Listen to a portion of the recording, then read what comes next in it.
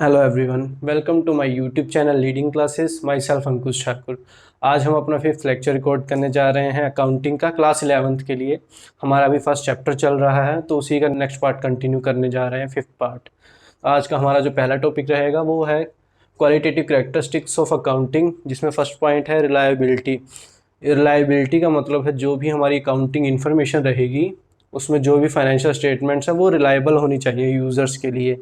ये नहीं कि उसमें किसी तरह का मटेरियलिस्टिक एरर हो या कोई आपने अमाउंट स्किप कर रही है या उसमें एरर जानते हुए भी आपने उसको करेक्ट नहीं किया, तो वो क्या है कि इन्फॉर्मेशन पूरी ऑथेंटिक नहीं रहेगी, उसकी पूरी एक्यूरेट नहीं रहेगी। इसके बेसिस पे जो इन्वेस्टर है या यूज़र है इन्फॉर्मेशन का, वो अपने डिसीज़न नहीं बना पाएगा। उसे प्रॉब्लम आएगी कि इसमें कुछ मिसिंग है, तो मैं कैसे आगे इन्वेस्टमेंट को लेके कुछ प्लान्स करूं या फ्यूचर प्लानिंग करूं। साथ ही साथ जो कंपनी के मैनेजमेंट है उससे भी प्रॉब्लम आ सकती है, इसलिए वो इन्फॉर्मेशन का रिलायबल होना बहुत ज़रूरी है जो यूज़र्स के लिए आई जा रही है। सेकंड है रेलेवेंस।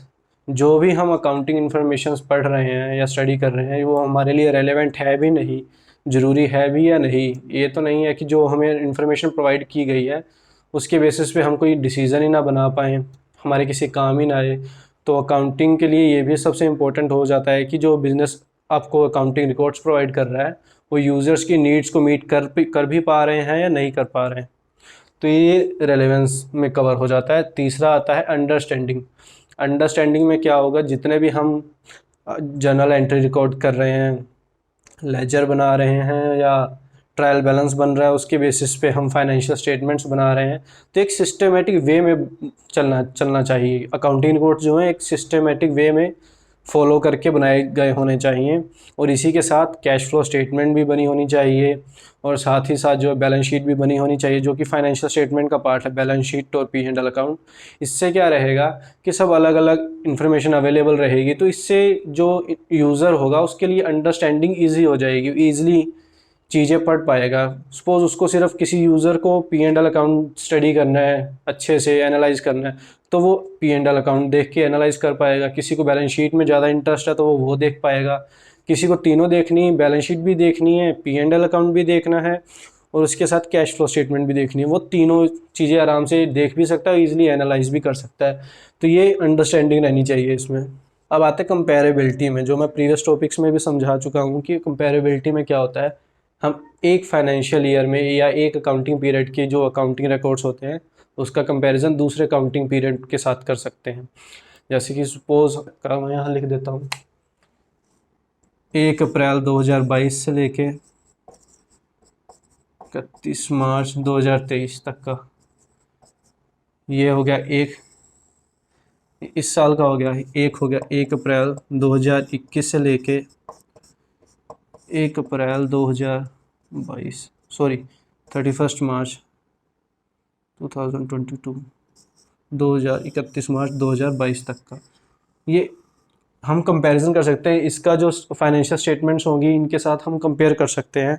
उससे क्या कंपेयर करेंगे कि एसेट जो हमने कोई नया परचेज़ किया होगा पिछले साल में, जो नहीं होगा तो इस साल एसेट परचेज़ किया तो एसेट इंक्रीज़ होगा, कोई किसी की बुक वैल्यू इंक्रीज़ हुई होगी, किसी में डेप्रिसिएशन लगा होगा तो उसकी बुक वैल्यू कम हुई होगी, या और भी कोई एक्सपेंसेस होंगे जो प्रीवियस ईयर हमने जो एनालाइज करना होगा कि जो कॉस्ट ऑफ प्रोडक्शन थी उसमें जो एक्सपेंसेस थे हमारे इस साल के एक्सपेंसेस से ज़्यादा हैं या कम हैं, या किसी और तरह की कोई नई कैपिटल इंट्रोड्यूस की गई पार्टनर्स द्वारा या कंपनी के ओनर्स द्वारा और बिजनेस में इन्वेस्टमेंट आई है, उसकी क्या रेशियो रही होगी। तो किसी भी तरह का कंपैरिजन आप कर सकते हो। और साथ ही साथ जो मैंने अभी एग्जांपल दी है 2 साल, 2 अकाउंटिंग पीरियड्स को कंपेयर करना, वो है इंट्रा फर्म की। इंट्रा फर्म में क्या होता है कि आप एक ही फर्म के 2 या 2 से ज़्यादा अकाउंटिंग पीरियड्स को आपस में कंपेयर कर सकते हो with in the same firm.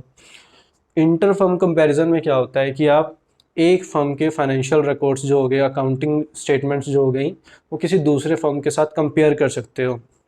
कोई 2 डिफरेंट फर्म है उनका आपस में कंपैरिजन करना अकाउंटिंग रिकॉर्ड्स का, वो कहलाता है इंटर फर्म कंपैरिजन। तो ये थे हमारे qualitative characteristics of accounting.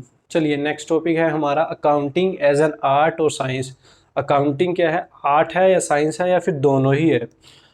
Accounting में क्या रहता है कि हम लोग जो भी ट्रांजैक्शंस होगी, फाइनेंशियल ट्रांजैक्शन, पहले उसको हम आइडेंटिफाई करते हैं, फिर मेजर करते हैं कि मॉनेटरी टर्म्स में इसको कंपेयर कर सकते हैं या नहीं कर सकते, तब जाके हम उसको रिकॉर्ड करेंगे। और रिकॉर्ड भी कैसे करेंगे कि उसकी प्रॉपर बुक रहेगी जिसको हम प्राइम बुक बोलते हैं, प्राइम एंट्री बुक बोलते हैं जी, या जिसे जर्नल भी बोला जाता है, उसमें रिकॉर्ड करेंगे। उसके बाद हम पोस्टिंग करेंगे उसकी, लेजर की डिफरेंट डिफरेंट अकाउंट्स बनाएंगे।